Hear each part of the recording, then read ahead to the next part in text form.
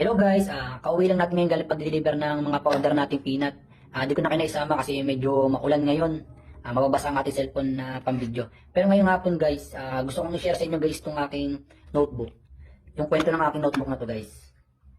Guys, itong notebook na to guys, sobrang napakalaga para sa akin kasi dito nag-umpisa ang journey ng Maings Pinabetter. Dito sinusulat yung mga plano ko, yung mga diskarte ko na gagawin, saka yung mga budgeting, dito ko inumpisahan lahat. Guys, papakita sa inyo guys. Maings Pinabetter Journey, kung paano nag-umpisa ang peanut. Saka gumagawa ako ng kwento. Guys, ang gusto talaga ipakita sa inyo guys ito.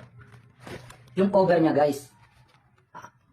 Nakalagay dito guys is get ready for action. Be the director of your life.